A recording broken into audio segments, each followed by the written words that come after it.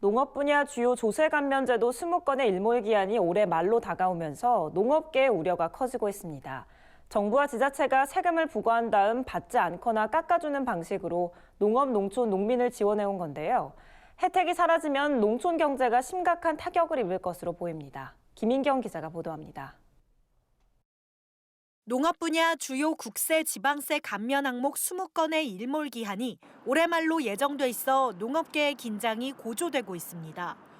20건의 조세 감면 제도를 통해 농민과 농업계가 지원받은 혜택은 지난해 기준 1조 7,611억 원에 달합니다.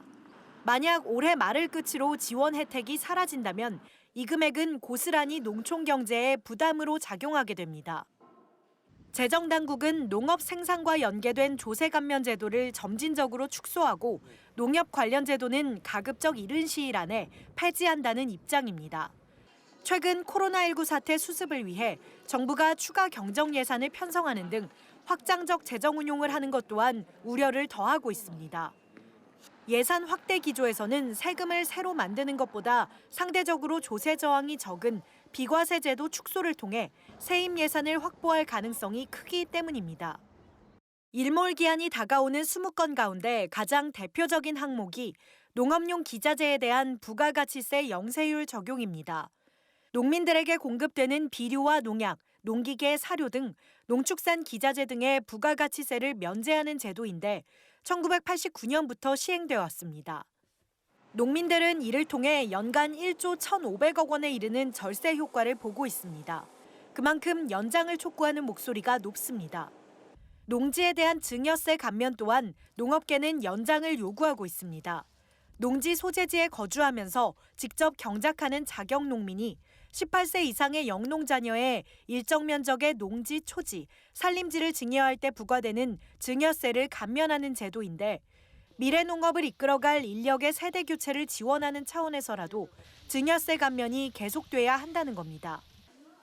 또 조합이 판매하는 3천만 원 이하 예탁금에 대한 이자소득 비과세 제도도 빼놓을 수 없습니다. 정부는 조세특례 제한법에 따라 2021년부터 5%, 2022년 이후부터는 9%의 세율로 과세한다는 계획입니다.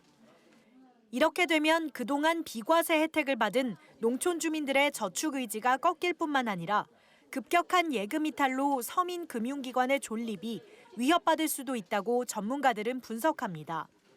농업계는 또 존폐의 갈림길에선 조합 법인세 당기순이익 저율과세를 농민 지원 사업 확대를 위해 계속 유지해 줄 것을 요구하고 있습니다.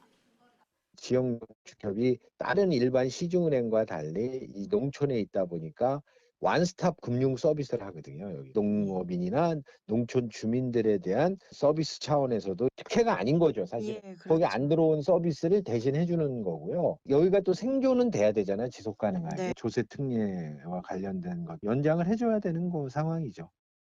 국회도 농업 관련 조세 감면 제도 연장이 필요하다는데 농업계와 뜻을 같이 하고 있습니다. 더불어민주당은 총선 농정 공약으로 농업용 기자재 부가세 영세율과 조합 3천만 원 이하 예탁금 등의 특례를 연장하겠다고 밝혔습니다. 미래통합당 역시 총선 농정 공약을 통해 농어민에 대한 세제 지원을 늘려 농가 소득을 높이겠다고 강조했습니다. 전문가들은 코로나19 사태에서 추경의 농업 농촌 관련 예산이 소외된 만큼 정치권에서 조세 감면 연장을 위해 보다 힘써야 한다고 입을 모았습니다.